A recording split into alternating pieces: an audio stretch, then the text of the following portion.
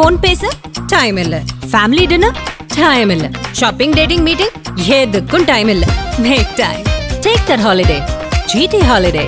GT Holidays, South India's #1 travel brand. என்ன நடக்குது அதிமுகவில்? இல்லை, அதிமுகவை பொறுத்தவரை முன்னாள் அமைச்சர்களை எடப்பாடி கட்டுப்படுத்த நினைக்கிறார், கட்டுக்குள் வர மறுக்கிறார். செங்கோட்டையின் பிரச்சனை என்னன்னா, யார் திமுகவை எதிர்த்து ஒரு 10 கோடி செலவு பண்ண முடியும்? அவர்கள் வேட்பாளர். அதிமுக முன்னாள் அமைச்சர்களும் ஒரு வேட்பாளரை நிறுத்தி திமுகவை எதிர்க்க மறுக்கிறார்கள். அப்போ எடப்பாடிக்கு ஒரு தேவை இருக்குல்ல, பணம் வச்சிருக்கான், சரிப்பா நீ நில்லு. நீங்கள் எடப்பாடிக்கு பேரம் பேசுனீங்கன்னா ஓபிஎஸோட நிலைமை என்ன? இன்னொரு ஓபிஎஸ்ஸை செங்கோட்டை. செங்கோட்டையன் தானாக இதை பேசலாம். செங்கோட்டையனை பேச வைத்தவர் எஸ்பி வேலுமணி. அதிகாரத்தில் இருந்தபோது 2வது எடப்பாடியாக இருந்தவர் வேலுமணி. எடப்பாடி நாற்காலிக்கு போட்டியாக வரக்கூடிய ஒரே மனிதன் வேலுமணி. சிற்றரசர்களாக மாற முயற்சிக்கிறார்கள். ஆனால் எடப்பாடி அதை அனுமதிக்க மாட்டேங்கிறார். ஏன்? தன்னுடைய தலைமைக்கு ஆபத்து. இப்போ வருகிற சட்டமன்ற தேர்தலுக்கு ஒரு கட்சியை கட்டமைப்போட கொண்டு போகணும் அப்படின்னும் போது வெறும் டீமாக இருக்கிறது, இவங்களை பற்றி இவங்க சொல்கிறது, இது கட்சியோட வளர்ச்சிக்கு ஒரு பெரிய பாதிப்பு இல்லை. இந்த தேர்தல் வரைக்கும் அமைதியாக இருக்கிற எடப்பாடி இந்த 3 பேர் சீட்டு இல்லைன்னா பெரிய பூகம்பங்களும் வந்துடும். 3 பேரும் அரசியலில் தூக்கி எறியப்படுவார்கள். 3 பேரும் பெரிய பவர்ஃபுல்லான சக்தி இல்லை. திடீர் கொந்தளிப்புக்கு என்ன சார் காரணம்?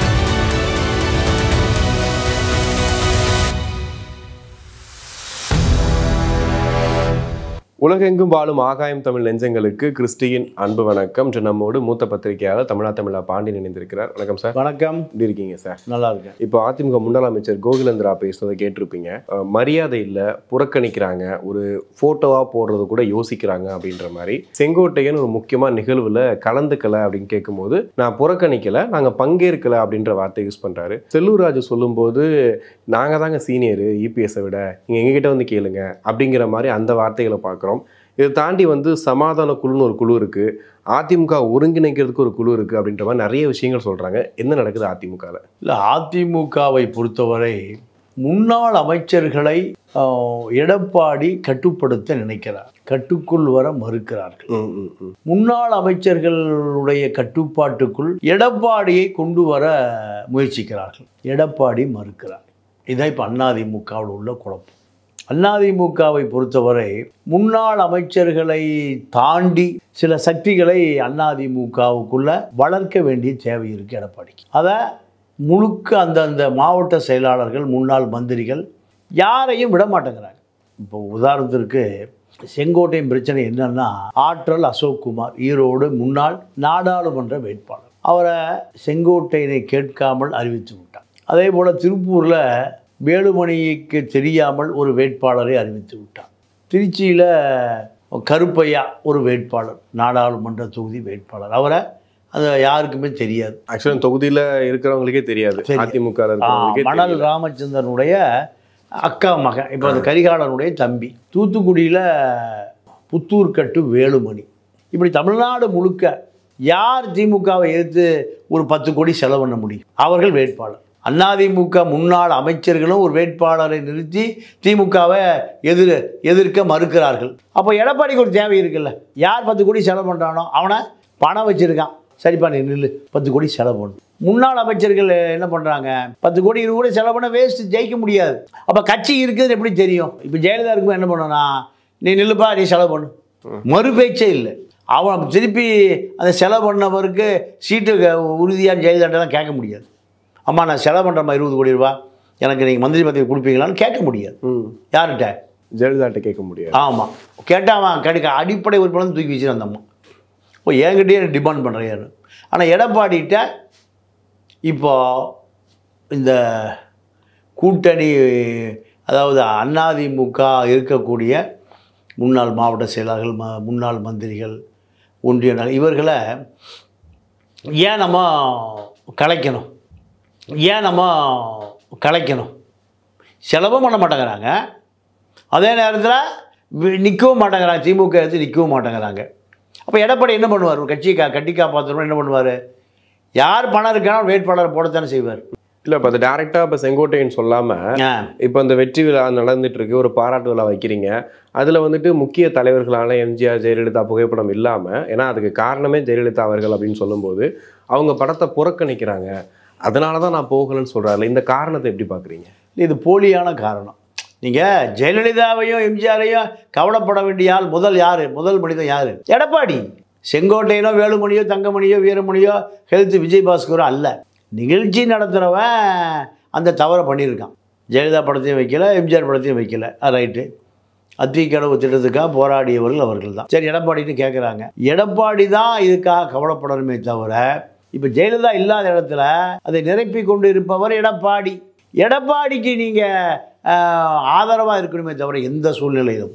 அதுதான் அரசியல். நீங்கள் எடப்பாடிகிட்ட பேரம் பேசுனீங்கன்னா ஓபிஎஸோட நிலைமை என்ன? இன்னொரு ஓபிஎஸ்ஸை செங்கோட்டையன். இது செங்கோட்டையன் தானாக இதை பேசலை. செங்கோட்டையனை பேச வைத்தவர் எஸ்பி வேலுமணி.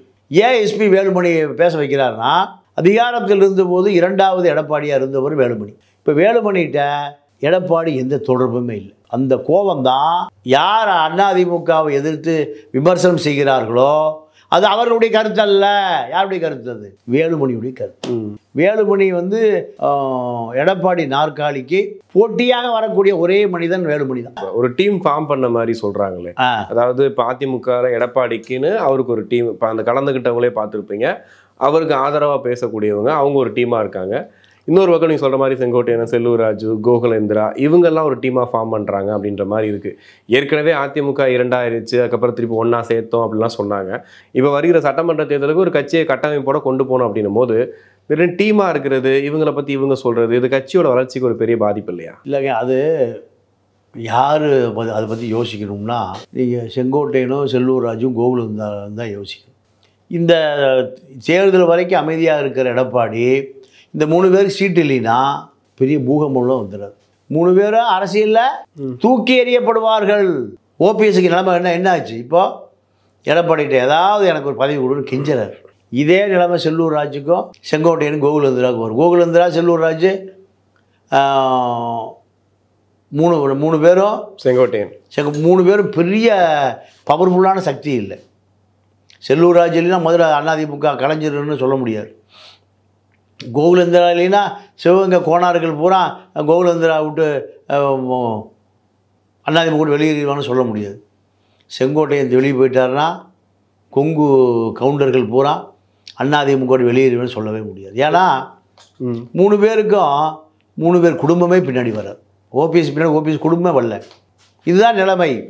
திடீர் கொந்தளிப்புக்கு என்ன சார் காரணம்? அதாவது என்ன காரணம்னா, ஏன் தொகுதிக்குள்ளே நீங்கள் தலையிடக்கூடாது. முன்னாள் மந்திரிகளுக்குன்னு ஒரு தொகுதி இருக்குது. அந்த தொகுதியில் நான் சொல்கிறாள் தான் மாவட்ட செயலாளர், நான் சொல்கிறாள் தான் எம்எல்ஏ, நான் சொல்கிறாள் தான் ஒன்றிய நகரம், எல்லாம் நான் சொல்கிறாள் தான்.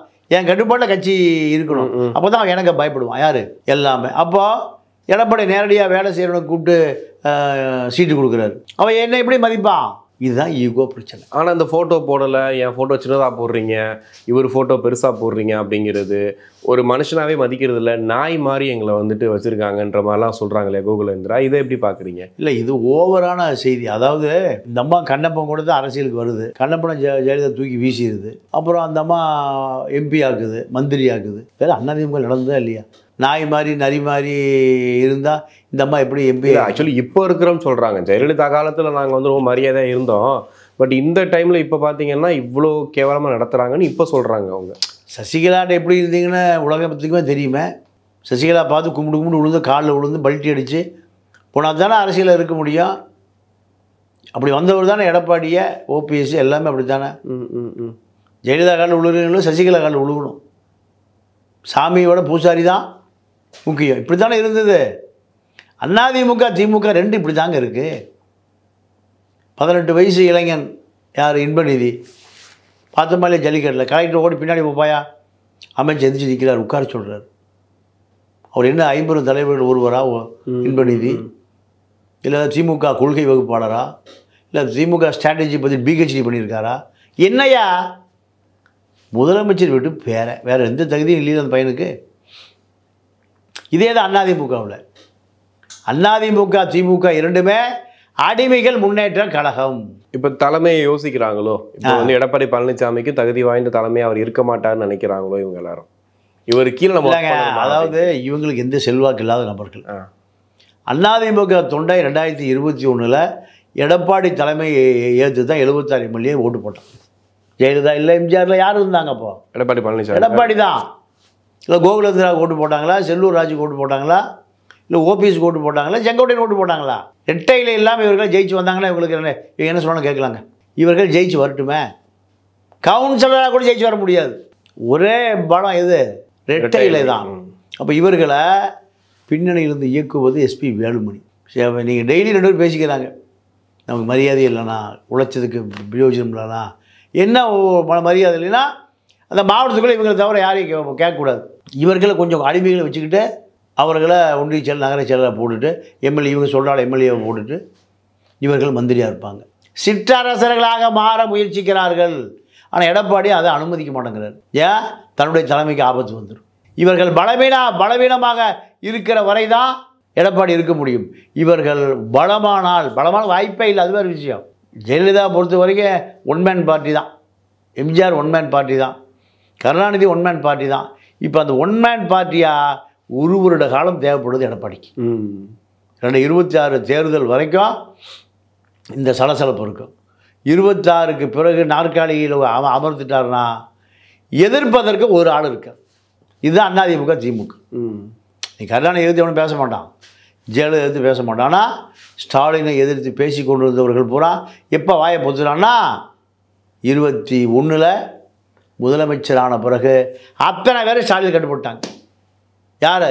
துரைமுருகன் உட்பட ஏவா வேலு மூத்த அமைச்சர்கள் பூரா யார் அமைதியாயிட்டாங்க. அதிகாரம் தான் இப்போ ஒரு பெரிய சக்தி. இல்லை சார், இப்போ ஒரு கட்சிக்குள்ள ஒரு பிரச்சனை 2 பிரச்சனைனா ஓகே, இப்போ வந்துட்டு இந்த பகுதியை நான் பார்த்துக்கிறேன், இந்த பகுதியை நான் பார்த்துக்கிறேன்ற மாதிரி பிரித்து இருக்காங்க. தேர்தல் டைமில் இந்த சீட்டு கொடுக்குற அந்த பிரச்சனை வரும்போது ஒரு பெரிய பிரச்சனையாக மாறாதா ஒரு அதிமுகக்குள்ள? அதிருப்தியாளர்கள் உருவாகும்.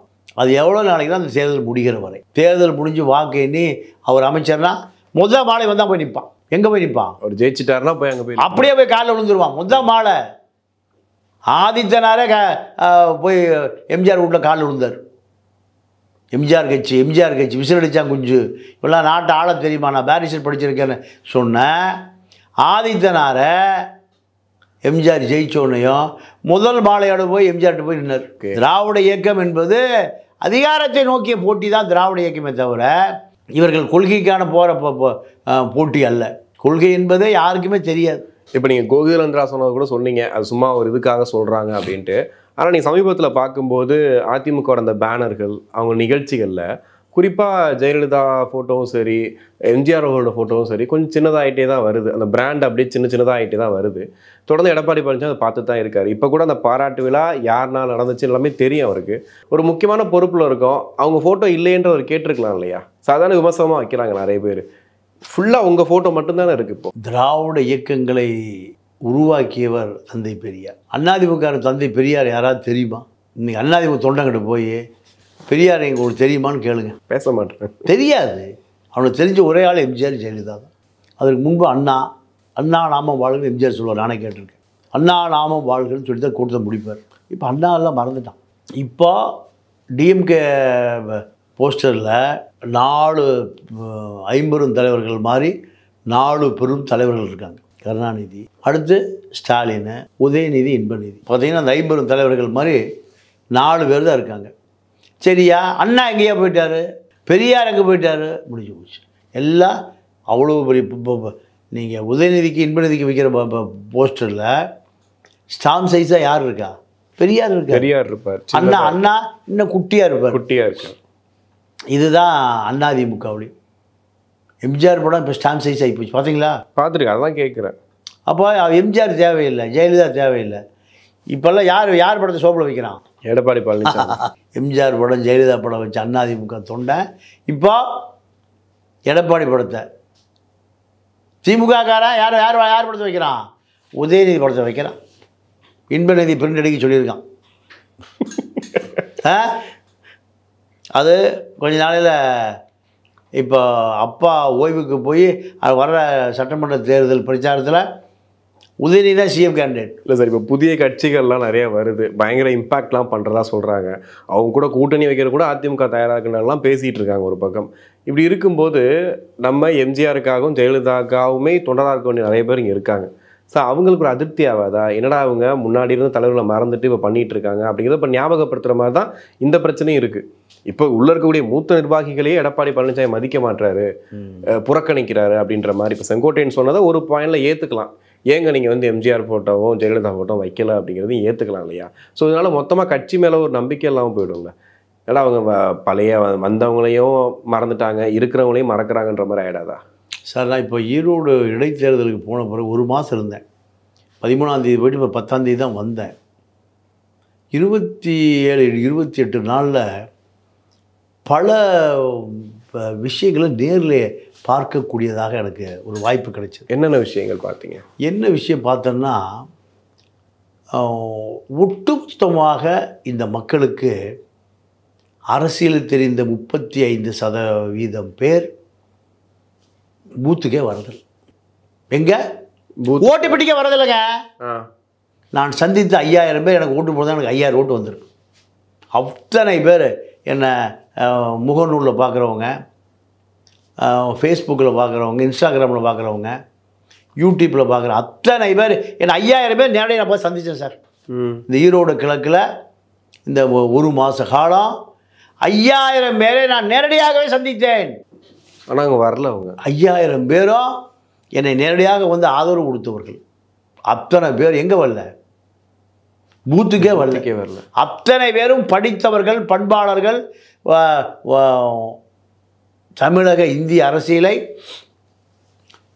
நுனிநாக்கள் கைவிரல் வைத்திருந்தவர்கள். ஓட்டு பிடிக்க வரல. அத்தனை பேர் ஓட்டு போடுறது எனக்கு 5000 ஓட்டு கிடச்சிருக்கு. என்ன காரணம்னா, அவர்கள் இது ஒரு கேலி கூத்துன்னு நினைக்கிறாங்க. தேர்தலையே இதுதான் தமிழ்நாட்டு அரசியல். அப்போ ஒரு வாக்கர்ஸ் கிளப்புன்னு ஒரு கிரவுண்டில் ஒரு 3000 பேர் டெய்லி காலையில் வாக்கிங் போகிறாங்க. 3000 நோட்டீஸ் கொடுத்து 3000 பேர் சந்தித்தேன். 3000 பேர் என்னை கை கொடுத்து பேசுகிறாங்க. நீங்கள் விருப்பத்தோடு பார்ப்பவர்கள் வேறு, விருப்பமில்லாத பார்ப்பவர்கள் வேறு. நான் பல பேர் நோட்டீஸ் கொடுத்தேன், வாங்கவே இல்லை. அவன் என்னடா ஒரு 65 வயது ஒரு முதியவன் நோட்டி என்னதான் இருக்கே நீயே வச்சுக்கியான்னு போயிட்டான். வேண்டாங்க பல பேர். அப்போது அந்த மனுஷன் என்னதான் சொல்ல வர்றான் கேட்க கூட தயாராக, அவங்க நோட்டீஸ் ஆக கூட தயாராக இல்லை. இத்தனை நான் படித்தவர்கள், பண்பாளர்களை பற்றி சொல்கிறேன். இதுதான் அரசியல். அப்போது 35% படித்தவன், பண்பாளன், சமூகத்தின் மீது அக்கறை கொண்ட அத்தனை பேரும் தேர்தலுக்கே வர்றதில்லை. ஒன்றா நோட்டா எவ்வளோ ஓட்டு வாங்கிச்சுன்னு பார்த்தீங்களா? ஈரோட்டில் எவ்வளவு?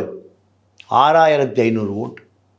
இவர்களை எனக்கு பிடிக்கலடான நடந்து வந்து, பஸ் ஏறி வந்து, மோட்டார் சைக்கிளில் பெட்ரோல் ஊற்றிட்டு, காரில் பெட்ரோல் ஊற்றிட்டு, வேகாத வெயிலில் நின்று போய் எதுக்கு போடலாம்? எவனையுமே எனக்கு பிடிக்கலடான குத்து. அதுதானே நோட்டா? எடப்பாடியே சொல்ல நோட்டால் போடுங்கிறார். உங்கள் ஓட்டை செல்லாமல் ஆங்குயாங்கிறார். இதுக்கு ஒரு முன்னாள் முதலமைச்சர் எடப்பாடி தேவையா? இந்த நாடு எப்படி ஜனநாயகம் எவ்வளோ அபாய கட்டத்தில் இருக்குன்னு பாருங்கள். 34,000 35,000 அதிமுக வாக்குகள் விலைக்கு விற்கப்பட்டிருக்கு. நான் கண்ணால் பார்த்தேன். அதிமுக வாக்குகள் பூரா விலைக்கு வாங்கப்பட்டு தான் 35,000 வாக்கு விழுந்தது. திமுக விழுந்த வாக்கு 86,000 தான். படுதோல்வி திமுக. அதிமுக வாக்கை நீங்கள் விலைக்கு வாங்கவில்லை என்று சொன்னால் நீங்கள் திமுக படுதோல்வி. 86,000 வாக்கு தான் வாங்கியிருக்கு. அதிமுக இருந்தால் 45,000, தென்னரசு இருந்தால் 45,000 வாக்கு. உண்மை. அவர் எளிய மனிதனாக பழகக்கூடியவர், சாதாரண நபர். வந்தா கிந்தால ஒன்றும் இல்லை. 2 முறை எம்எல்ஏ அதிமுக. இப்போ ஆட்களை நிப்பாட்டுறதுக்கே தடுமாறுது அதிமுக. அதுதான் உண்மை. காரணம் பணம் 10 கோடி ரூபா செலவு பண்ணணும். 10 கோடி ரூபா செலவு பண்ணுறதுக்கு அங்கே ஆள் இல்லை. ரூலாகவே சொல்லிட்டாங்களா? ரூலாகவே. போன முறை என்ன தென்னரசு, ஐயா உண்மையாகவே எனக்கு காசு இல்லை ஐயா, என்ன ஆளை விட்டுருக்கீங்க. இல்லை எப்படியே போனால் என்ன நிலைமை சார்? அதிமுக நிலைமை என்ன ஆகும்? என்ன ஆகும்னா 26 ஆட்சிக்கு வரும். 26 ஆட்சிக்கு வரும் சொல்கிறாங்க. ஆமாம், நீங்கள் எழுதி வச்சுங்க, செவுத்து எழுதி வச்சுங்க. நான் சொல்கிறத 26 அதிமுக. என்ன காரணம் கேட்டிங்கன்னா, இது ஒரு திருவிழா. இது ஒரு பெரியார் மண்ணில் பெரியாரை உடைப்பேன். எவ்வளோ ஓட்டு வாங்கினார்? பிஜேபியினுடைய 12,843 ஓட்டு அப்படியே வந்தது. அத்தனை பார்ப்பனர்களுக்கும் அடையாளம் காண்பிக்கப்பட்ட சீமா நாடாளுமன்ற தேர்தலில் 12,843 ஓட்டை சைக்கிள் சின்னம் வாங்கிச்சு பிஜேபி ஆதரவாக. அந்த ஓட்டு அப்படியே விழுந்து. தாண்டா பெரியாரை உடைக்கிறான், பெரியார் ஊர்லேயே ஒழிக்கிறான். தீகாக்காரன் பூரா திமுக சொம்பா மாறிட்டான். தீகா பூரா என்னாச்சு? அதுதான் பெரியார் இயக்கத்துடைய வீழ்ச்சி. இந்த பலவீனமான மனிதர்களை பார்க்கிற இளைஞர்கள் இவர்கள்லாம் ஒரு மனுஷனே அல்லனா ஓட்டு பிடிக்க வரல. 20% திமுக, 20% அதிமுக, மீதி இருக்கக்கூடிய 30% ஓட்டு போட கூலிக்கு பிடிக்கப்பட்ட நபர்கள். 4 மணிக்கு மேலே சீமாங்கட்சி ஆளுகள்லாம் திமுக கண்ட 10,000 வேணி கிளம்பி போயிட்டான். இவனே குச்சி போட்டுக்கிட்டான். நான் பார்த்தேன், இவனை குச்சி போட்டுக்கிட்டான். இதுதான் திமுகவுக்கு 35,000 ஓட்டு கிடைச்ச ரகசியம். இதுதான் திமுக அரசியல். இதே போல் பலவீனமான அரசியல் அதிமுக அரசியல். ஆனால் நீங்கள் 2026 ஆட்சியை பிடிக்கும்ன்றீங்க? கண்டிப்பாக ஆட்சியை பிடிக்கும். ஏன்னா திமுக எதிர்ப்பு அதிமுகவுக்கு தான் வாக்கு. அதிமுக ஜெயலலிதா மீது உள்ள ஒட்டியான முட்டியானா வளர்ப்பு கல்யாணம் யாருக்கு ஓட்டு போட்டான்? இப்படி தான். அப்போ இந்த மக்களை அரசியல் ரீதியாக மீட்டெடுக்கக்கூடிய எந்த விஷயமும் யார்கிட்டையும் இல்லை. கம்யூனிஸ்ட் இல்லை, வைகோட்டு இல்லை, திருமாட்டு இல்லை, சீமாங்கிட்ட இல்லை, எவங்கிட்டையும் கிடையாது. எல்லாம் மக்களை ஏமாத்துகிற அரசியல் தான். அப்போ எப்படிங்க? அப்போது மக்களுக்கான அரசியலில் கேரளா போய் பாருங்கள். அதுதான் மக்களுக்கான அரசியல். தமிழ்நாட்டு அரசியல் மக்களிடம் போய் சேரவே இல்லை. மக்கள் அரசியலே தெரியாமல் இருக்கு. அரசியல் தெரியாதனால எவன் பணத்தை வீசெறிகிறானோ அவன் தான் தலைவர். அதுதான் அரசியல். எடப்பாடி அரசியல் என்பது இன்னும் ஒரு 10 மாதம்தான். அதிகாரம் வந்த பிறகு எந்த சலசலப்பும் இல்லாமல் எதிர்த்து அத்தனை பேர் என்ன பண்ணுவாங்க? நேராக காலில் விழுந்து கிடப்போம். இப்போ இந்த கூட்டணியெல்லாம் எப்படி சார்? அப்போது என்ன முடிவு? கூட்டணி எப்படி வரும்னா, நீங்கள் அது பிரசாந்த் கிஷோரே சொந்த ஊரில் டெபாசிட் போயிடுச்சு. அவர் தமிழ்நாட்டில் வியூக வகுப்பாளராம். இப்போ வந்திருக்காரு சார். அவர் தான் ஹெல்ப் பண்ணிட்டு இருக்காரு. அதான் அவர் ஊர்லேயே அவர் டெபாசிட் வாங்கலை. அவருக்கு திருச்செந்தூர் தொகுதியில் எங்கே இருக்குது, திருப்பரங்குன்றம் தொகுதி எங்கே இருக்குன்னா, திருப்பரங்குன்றம் திருச்செந்தூர் அந்த வித்தியாசம் தெரியாது. அவர் தான் வியூக வகுப்பாளர் விஜய்க்கு. முதல்ல யாருக்கு வகுத்து கொடுத்தாரு? சபரீசனுக்கு வகுத்து கொடுத்தாரு. இப்போ விஜய்க்கு வகுத்து. அப்போ இதெல்லாமே முட்டாள்தனமான அணுகுமுறைகள். இவங்களுக்கு ஏசி ரூமை விட்டு டபுள் ஏசி, ஒரு ஏசியில் கொடைக்கான கூட்டம் இருக்கிற மாதிரி இருக்கணும். இவர்கள் எதை வியூகம் வகுப்பாளர்கள்? கண்டிப்பாக சார், நிறைய விஷயங்கள் பேசணும். நேரத்துக்கு நன்றி, வணக்கம். ஃபோன் பேச டைம் இல்ல, ஃபேமிலி டின்னர் டைம் இல்ல, ஷாப்பிங் டேட்டிங் மீட்டிங் எதுக்கும் டைம் இல்ல. Make time. Take that holiday. GT Holiday. GT Holidays, South India's #1 travel brand.